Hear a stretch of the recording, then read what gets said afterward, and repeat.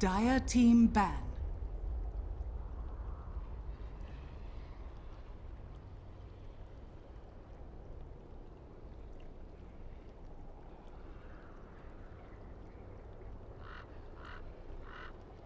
Ten seconds remaining.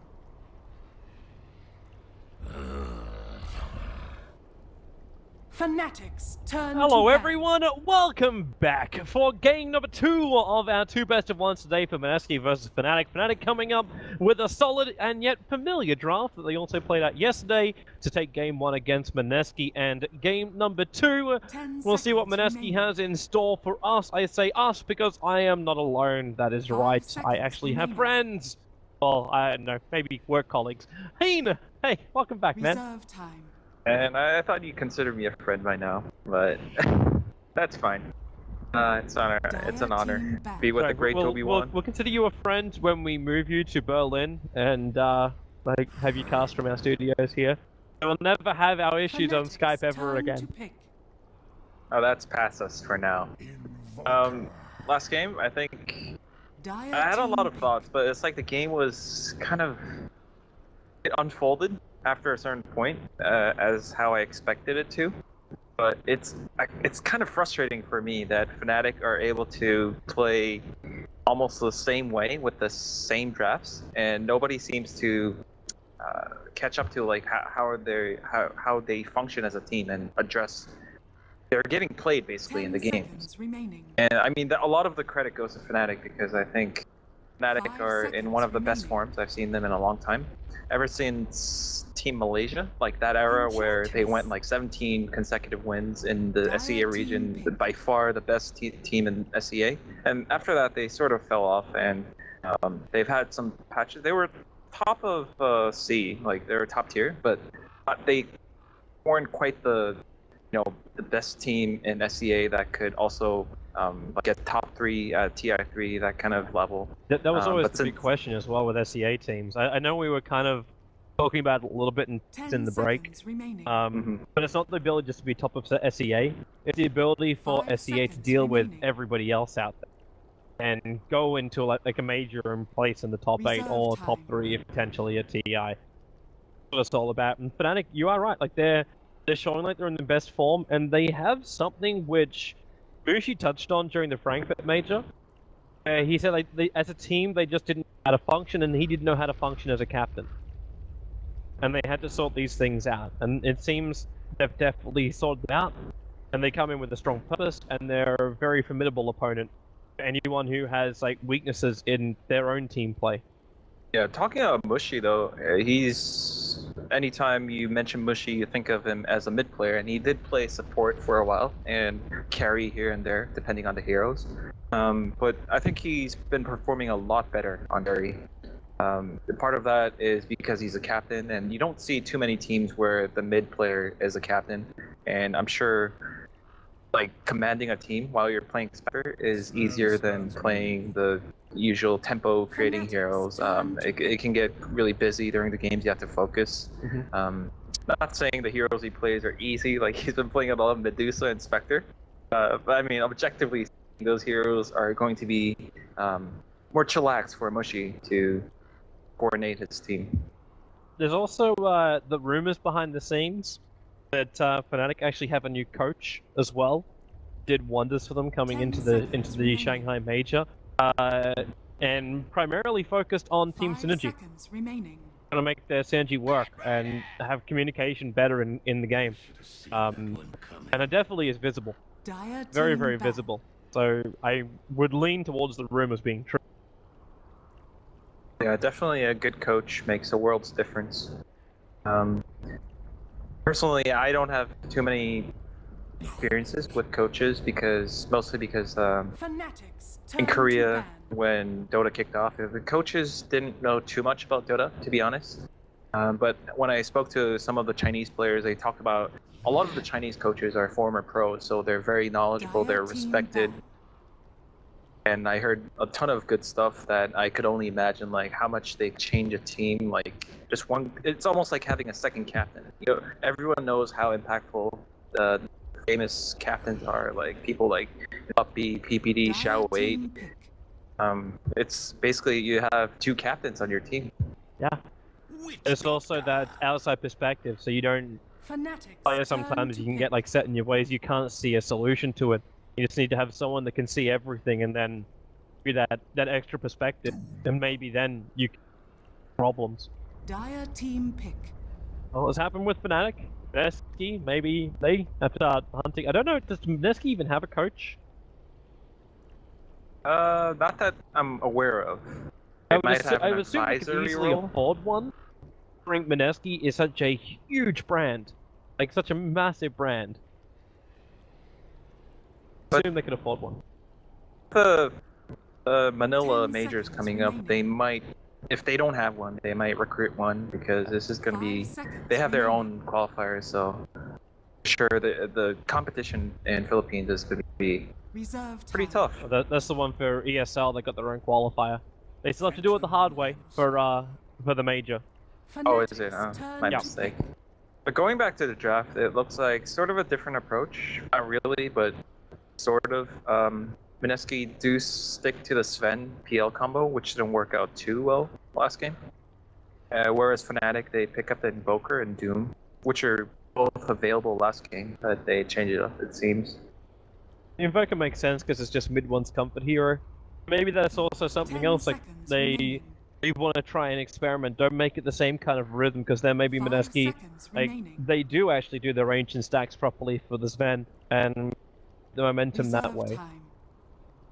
They clean up what happened wrong in the last game. Gotta change the tempo. Invoker, like, he can easily do that. I doubt this PL is gonna have a better time in the mid lane Dire team when you got back. the Invoker on the field. I'm just interested to see how like this Doombringer slips in. So what is this now gonna be like Mushi running a Doombringer on the safe lane? Do they just get like full on greedy? Fnatic's By the judging by the turn ban to from ban. Mineski, they think that's actually a 4th position Doom. Yeah. I mean, they did pick the Doom after seeing the Enchantress, so it might be to match the greed of Mineski to get more efficient levels. They think they can get away with the Doom. You guys have a jungle, why can't 10 we have a jungle kind of sort of deal? Uh-huh. I suppose with the Doombringer too, like, you want to find a way to get that Enchantress out of the fight. Run him Yeah. with Devour cooldown, even an early hand of Midas may even be more viable for a Doombringer. For If he's sure, running and jungle, it could still be viable. I'm looking at the patterns of Fnatic's recent drafts. Mushi's been playing sort of the harder carries, so going from Medusa, Spectre to Doom would sort of be awkward in terms of tempo for their team. So I suspect that Fnatic are going to stick to their usual format. Remaining. You know what I'd like to see though instead? 5 seconds I wouldn't be against putting the Doombringer on the safe lane, but I want to see more influence in the lanes and counter the Enchantress. Reserve time. And the old classic Bane Mirana is what's coming to mind for me. I don't know what 3-4-3 plays though.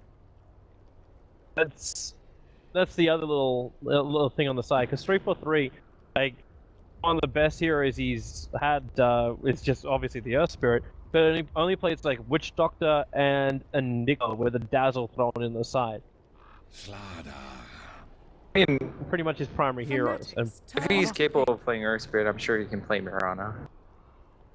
Not to say Mirana's that easy, but it's pretty hard to play really effectively. It's pretty easy when you have a nightmare target standing on location. Oh, exactly. You don't even have to time it like you do with like an SD disruption or an OD imprisonment. Speaking of which, OD ignored. 10 seconds remaining. This Mineski draft now. So we get either 5 seconds aggro remaining. dual lane with the Enchantress supporting. Oh, I love it when I'm right. It might be a Mushi Mirana though. Could be a Mushi Mirana. I know Mushi has a soft spot for Mirana, and here we go. It is going to be the Mushi Mirana. Ooh. One of the things I'm worried about was last game. Mineski managed to be a good early game despite the bad laning stage they had, even after the great First Blood. That was with a Darkseer, and they're replacing Darkseer with a Slaughter, so this game, I'm just worried for Mineski that it might be uglier than last game. It definitely could be. But if they get momentum, jumping in, seconds taking remaining. out Roshan, keeping with the advantage in their 5 in their seconds court, like remaining. potential is there. At the same time, it could slap him back in the face, and then potential is gone. Good things for Prepare for Mineski battle. compared to last game. They're dire again, but they have a much better Roche lineup between the Slaughter and Enchantress. A lot of the early game laning stage is going to depend on Raging Potato's movement as Enchantress. He's gonna have a lot of lanes to help out, but the safe lane is gonna be really awkward. How basically can kill Mirana with a Slaughter Enchantress. You see that Sunstrike go? I was trying to work out where it was. I heard it in my left ear, but I didn't see the location. You know, it would be so convenient if they add some kind of notice for where the Sunstrike is on the I minimap have for asked, observers. and I can tell you, I can reveal the reason, reveal it, why it hasn't been done. 30 seconds It's a very, to very battle. simple reason of they're trying to make it so Reborn actually functions before they start adding in all of these wonderful, what they would class as cosmetic perks in the game. This is also one of the reasons too why when we stream inside the game, all you see is the one person who's like transmitting audio. That system was built, like, game was created, that system was built. Okay, so And- it's a pretty ancient The Yeah. battle system. begins. So they have to, like, and if you imagine every single feature that you created on Source 1, you have to create for Source 2. At least they have their priorities, right? And the game has to work before you add in the fancy stuff. Yeah. Like one of the reasons why all the visual glitches keep kicking in with cosmetic items. Because even all the cosmetic items have to be transferred over. All the effigy bugs that we see also need to get like worked out. I don't think we actually got any effigy bugs this game. Nope. One like with the jade block, like it looks like it's a completely different building. Okay. Yeah, so that's a little odd. Yeah, there's small little things like this menu. If you hit F4 on your screen right now, this menu is TI1 menu. No one ever Yeah. uses it, but I actually find it to be one of the most, like, one of the greatest menus for information-wise. And it still actually has the old play. Where if you hit F5, layout, then you get yeah. the new one, which is more transparent. But yeah, this is literally a copy of the old HUD. Small things. If we're allowed to make a few comments about Dota interface, I think one of my biggest pet peeves is during the drafting stage in like your pubs. Sometimes if you mouse over a hero, it's on the top column, top row, so you can't actually see what pops up. But not sure if that makes sense. Oh, it makes perfect sense. Yeah. You do the same kind of thing when you invite someone to a party. Like if they're at like the bottom of like your chat list and then you click on it, and it feels or looks like sometimes like missing bars in the options. So they just get lost at the bottom. I get what you mean. Hello 343. It's a really nice creep you got there, Enchantress. It has now been stolen. And the last hit from 343. What? That timing for the movement, like what do you even do as Reggie Potato now? You go back to your farming, and like, not only the biggest problem about an Enchantress, like, the reason why like Enigma was always prioritized over her in the past is because your progression in the jungle is so much quicker because you don't have to take what you want to kill. Now like, Doombringer kind of just did that himself. It's funny that Doom was able to do that. I think Enchantress, it depends on the timing. Oh, no, I don't think Doom caught a glimpse of the smoke. But it's sort of awkward for... Oh man, can they actually kill mid one here? It's very difficult, primarily because because the Doom's positioning, he has to know the Enchantress is gone. So smoke or no smoke, you have to know the Enchantress is rotating looking for a kill. So his And with these position is giving creeps, the info. though. Okay, mid one. I'm sad here. Force Spirit's there. The Hadouken's gonna come out. Mid one. Still very, very tanky. He's got 2 Fairy Fires up his sleeve. He's gonna consume 1, but okay, if they have enough, they find the kill. Oh wow. I think he should have lived there though. Radiant's middle tower is under attack. He had a false sense of security, maybe from 343, standing on the hill, Yeah. and didn't quite expect such a honest, like, direct line of A to B sort of gank. This has happened in the past though with 343. It was one of the things he was like massively scrutinized for as well during the Shanghai Major. But it's just the fact that like keeps getting caught out in the mid where you don't really expect him to. 343. Okay, you're in trouble. Ohia's gonna come in and well, does find the kill on 343. But what's your trade-off? You've just been an off-lane Bat Rider, almost level 4, and some good injection of money. I got the power treads, so that's a pretty farmed Enchantress. Kill so far, so that's not that bad for her. Sunstrike, Cuckoo. A little bit off target. Still only a level 2 Sunstrike, so it may not be enough damage to kill off the PL. He actually would have survived with like 3 or 4 HP, even if that's Sunstrike out of a hit. Cuckoo tries to get aggressive. Doombringer is rotating over anyway, so the... Yeah, the bottom lane, Jesse Vash, we talked about how the Slardar compared to the Darkseer is going to have a much harsher time in the laning stage, and against a Bane Mirana, this is sort of a cheesy combo as a solo laner. What can you possibly do? You need at least 2 people or like a hero with summons to block the arrows. Don't worry, man. It's the age of the Iron Talon. Okay, 343 is just being a dick now.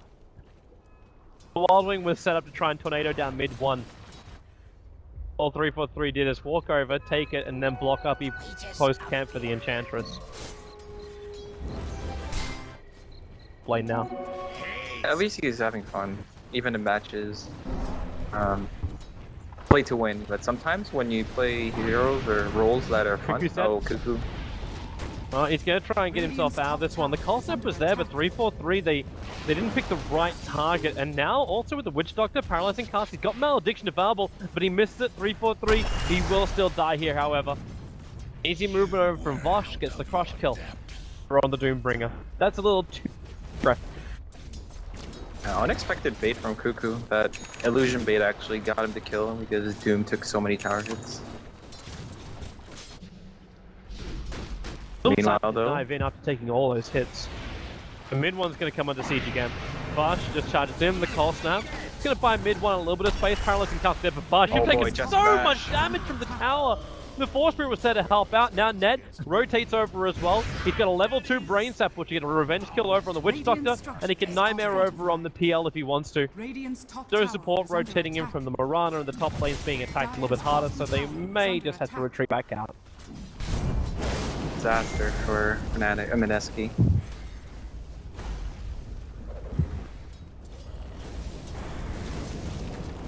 So it looks like again another time when he's a melee hero trying to kill off a courier.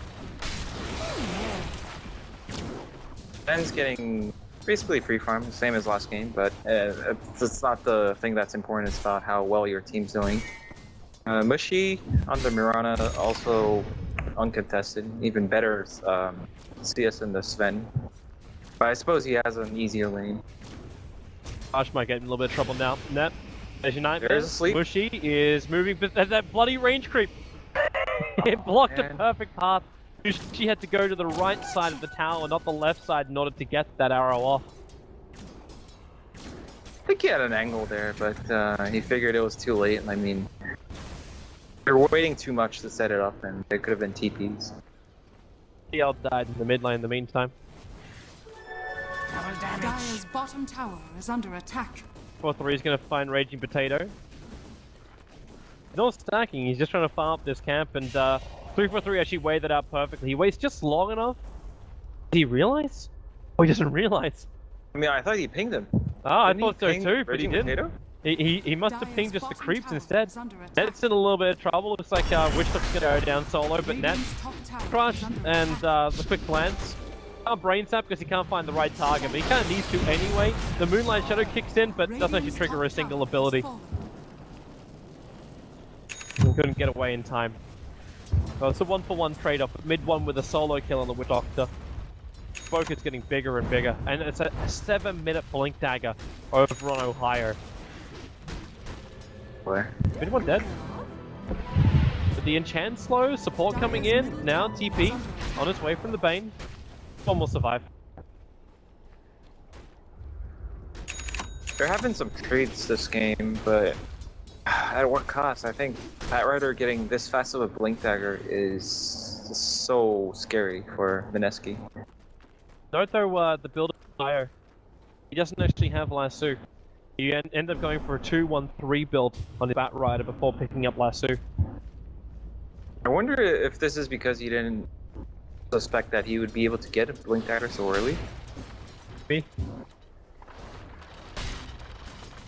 It's funny watching Rushi's angles. He manages to thread the creep wave. Just backs up, Sunstrike actually hits perfectly to leap forward into Starfall! That's what they're waiting for, that was the combo. Yeah, I was gonna mention, what was the Mirana picked for? They have to have something in mind for how to utilize Mirana. Higher level up, and Sunstrike does exactly that. To the build also coming out from Mushi. Going for the Perseverance, so what I can only assume is a Lincoln Sphere. The prize is mine. My pet thanks you. It's not something I was expecting from him. That's like some old Dota stuff, like the Lincoln Sphere first Mirana. They're gonna run into Raging Potato here. I'm watching 3-4-3 running away from the Witch Doctor, but yep, Raging Potato gonna go down. With the Blink Lasso. 3 still wants to keep fighting this one. It's off that Infernal Blade onto the Witch Doctor, so watch the dot effect go. As Cuckoo. Also looking for a target, but that's a pretty tanky Doombringer. 7 armor, plus the Scorched Earth. Can't really kill off 3-4-3. I almost feel like 3-4-3 is playing the same kind of like mentality as a bounty hunter. Disrupt the enemy jungle as much as you possibly can, and always keep Mineski looking behind themselves. He's almost like trying to cancel out the enemy's forward position. He's done it pretty well. Hasn't really been able to do much this game.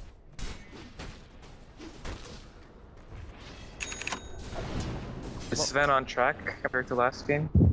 I mean, looks about the same. He went for the Belt of Strength, so he's gonna commit to the Sange first. But the Ancient stack has been unfortunately blocked off by Fnatic, so that's gonna be a pain in the ass. He's gonna miss a stack. It's already too late as well to stop it, so to do the stack. They should be able to realize when the 11-minute camp doesn't spawn up. That's Sunstrike. Oh boy. He isolated himself out. It was a couple of force spreads I believe they were battling against. Whose Hellbearer is this as well? Does this belong to this Ven from his Helm of the Dom? Yeah, it does. Jules's. It's awkwardly low, so it's not gonna be the ideal creep to stack camps with. Probably they said ASAP. Funny that you take that creep, like it's the weaker of the Hellbears. Like what you get, Jules. you get the Clone War and that's all. And there's a Sunstrike and they committed Doom Denial. Not gonna happen. The Flame Break actually, the timing from Ohio on that made it actually made it impossible for Cast to do it. Then just Moonlight Shadow out. Net's able to get into the tree lines with that as well on the bottom lane after he Nightmare on the Slaughter. Yeah, they have Fiend's Grip on that. This is an impossible game for an Enchantress when you think about it. Port Mirana, like it flagged in my head because it's so good against Enchantress. One hit, like kill the arrow.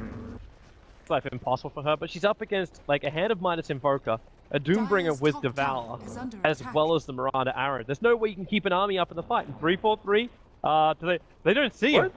No, wait. What? No, it's daytime. They should have seen it. They definitely saw him. I just checked out the vision. They definitely saw him as they ran past. But they are so focused on mid one. The Sunstrike's gonna miss off here. Invoker needs to get out of here with a Cold Step. Bart's taking a lot of damage. 3-4-3. The Enchantress Centaur able to stun him up. Same with the Stormbolt. And he does have the Scorched Earth, which is still causing some level of damage, but it's not enough. Then will cleave him down. They find the kill there. Trade-off is the tier 2 tower in the bottom lane, but there's still two big heroes. Two big kills for Mineski. I feel like they got some big kills, but at the same time, look at this bottom lane. It's gonna make their Roche potential so much weaker. It's almost like they're cheering that, you know, they got some kills, but meanwhile them losing bottom sort of cancels that out, and Fnatic are just being more efficient throughout the map. I'm still trying to understand what this Lincoln Sphere build is for the Mirana. Because there's so many easy things that could trigger it. Sven? I think it's mostly for the Sven, so she doesn't get insta-pop by an initiation later on, and it just Mirana kind of mana restricted, but there are definitely other ways to solve mana problems other than Linken's. I agree with you that Linken's is kind of too expensive of an item for a hero like Mirana. Oh, Bane did really not want to have to do that. The Nightmare cannot be controlled as well. That just TP's out. He had to commit the Fiend script in order to kill off the Slider there. Dire's middle You know what, tower like, is under attack. compared to the last game and a lot of Fnatic's games, I feel they have, obviously the Mirana is acting a lot differently from the Spectre, but the theme is sort of the same. It almost feels like Mineski are the ones, even when they're succeeding in their so-called ganks. Oh, sorry. Yeah. Get back. Oh, sorry. Yeah, I feel like Mineski are cleaning up messes, but it's not really progressing the game for them. They're dealing with shit that Fnatic are throwing at them, basically. So it's their duty to, you know, so your tower's getting pressured, you gotta do something about it. But they're basically shooing away Fnatic, but not really. What they're doing is preventing them from losing, but not really propelling them to a victory, if you know what I mean. Yeah, I almost want to start quoting up like the Shanghai Major panel. It was the catchphrase of everyone that was talking on the panel. It's the win condition. What lets you work towards a win condition? And everything you just said then, it's like, well, Mineski, they find a way to stay in the game. There's no win condition that comes out of it. There's a desperate smoke attempt to, you know, they can't just let all these objectives go for free. Yeah. But at the same time, I'm skeptical that they can actually win a team fight at this stage. Smoke's gonna break. He wants the one on the run out of here. The tornado, it catches so many of them. Can't go any further. They get rid of observer wards. They also know where the other Dire observer ward is. New one that Raging Potato just threw down. Fnatic straight to Roshan. This is sort of cocky, but considering the state of the game, they can pull this off, especially since they dewarded that bottom ward for Mineski. Just what are you hiding, Roshan? This would be so much easier if they had the Alpha Wolf Aura and the Doombringer. And here comes that one dominated creep. That's too late. Dominated creep actually gets devoured by the Doombringer. You can also complete up his by flat. Mineski. Are they going to commit to this? They're coming in. Mushi, Lincoln Sphere triggers pretty early on. The Doombringer gets caught out with a double stun. The Starfall kicks in, but it's cast with a great Deadwolf position. Mushi, he can't get away from this one. Triggers the Moonlight Shadow, and actually he will. They don't have detection. Sunstrike helped to kill off this Ven. In fact, did actually get the kill on this Ven. Ohio was still lost, but Fnatic get out that one. I won't say scot-free, but definitely a lot better than I thought they were going to. Yeah, I'm surprised. I was afraid for Mineski that they were just going in because they were frustrated. They basically haven't gotten any small wins in the past 5 minutes, and after that Roche announcement, they needed to do something about it. Otherwise, they're just gonna lose by default as time goes on. And I thought it was potentially really dangerous that they might just get team wiped, but they were able to get 2 kills, not the Aegis.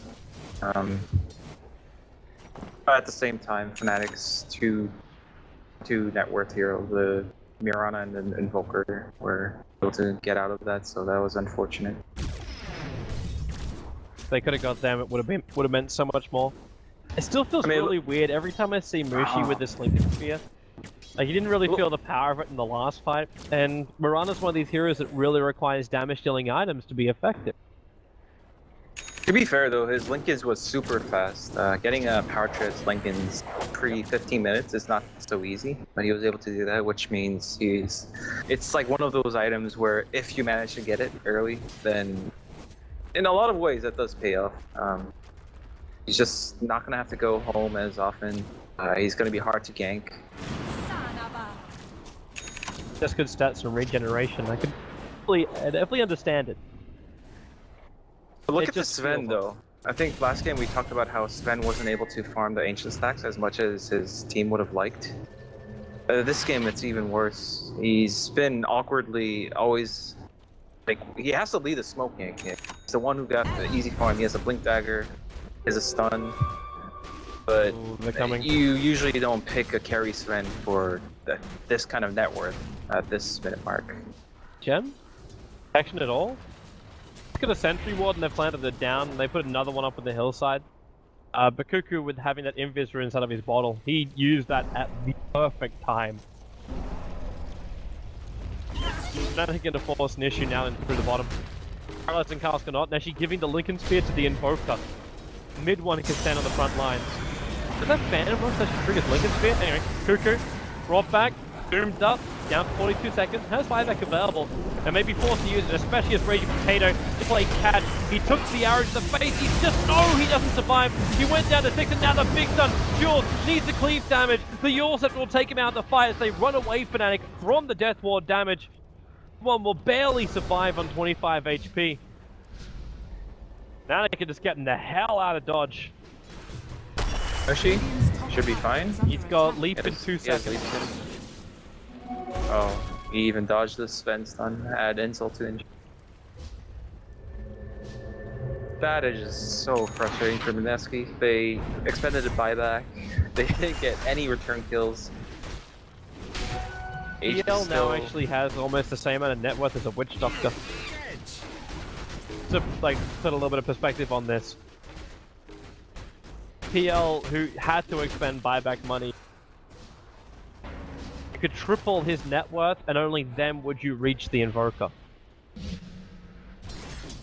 Yeah, obviously Mineski do have a lot of confidence or faith in this PL Sven duo, which is sort of odd for a lot of people, including myself.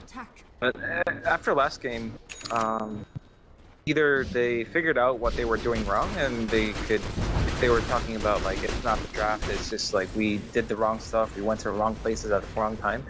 But this game it's even worse right now.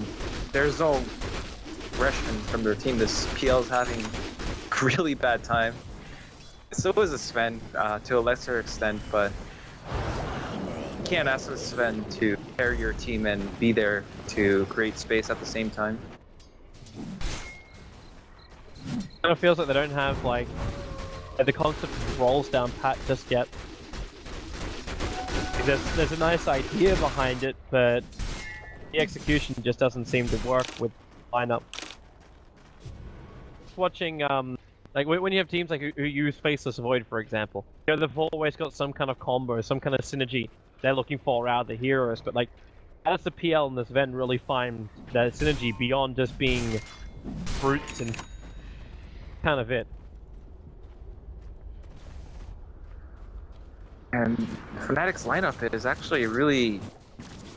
Let's say this game was much more even and Slaughter got a standard blink timing and Sven was a lot better than he is now. I still think Fnatic's lineup is really good at dealing with these kind of face rush heroes. Like they have 3 melee cores that are meant to face rush you, and they have like this Invoker who's going to be so annoying with the Tornado, Ice Walls, Lightning Blast. Here we go for the fight. I'm also loving the fact that 3-4-3 before this fight begins, it's perch creep inside of him. So he's got the ability to perch go higher, blink, lasso, dragging back Raging Potato. The arrow was able to connect on him as well, but they break him free. The Fiend strip, well, Net, he actually canceled it himself. Didn't see anything else to cancel it for him. With Sven, they jump in. It's a nice crush, but Sven fighting inside the Firefly. Oh, nice Nightmare. They'll have to buy back right now. 4-3's just solo being chased down. Looks like Fnatic will retreat, and again they forced another buyback on a big call. What happened with the Nightmare? I actually missed, my eyes missed that.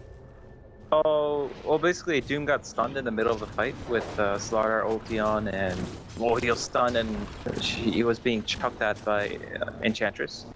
And then Net managed to get a sleep on him, save him, and as he was running out, he almost could have died because there were more Spirit Impetuses coming at him, but he purged it off, purged the Slaughter Ultion. Oh, Jules. Oh, nice. The blink nice from mid one, but you got a blink in now from Ohio. Jules was in too deep. He's running out of this armor thanks to the Forge Spirits, even with the help of Warcry. The prize is mine. So the Sven will drop, and Vash ran the only way he could to a safe place, aka not his base.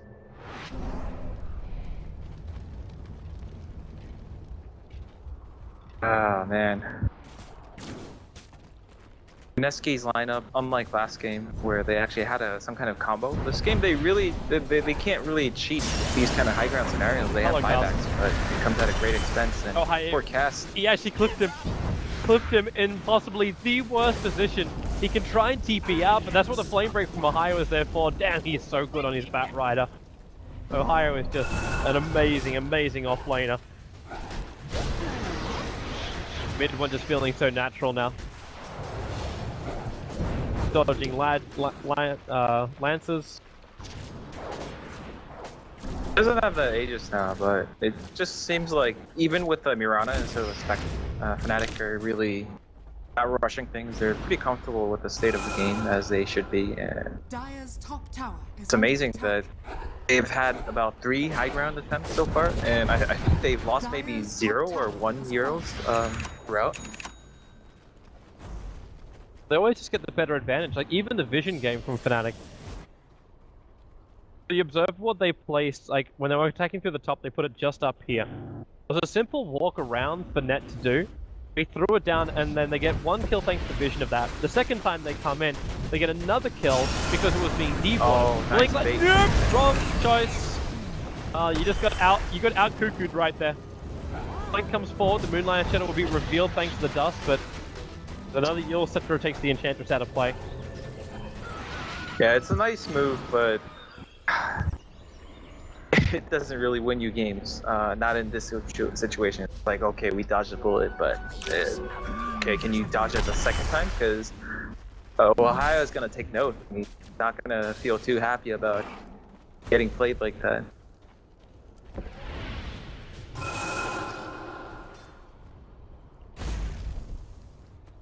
We're going again for Mineski.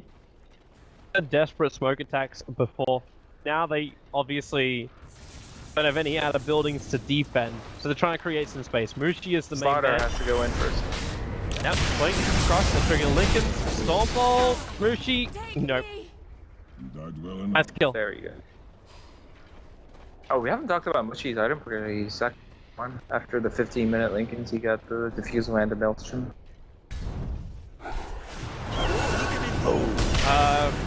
He doesn't have Doom, so he just walks directly in, turns to the Scorcher.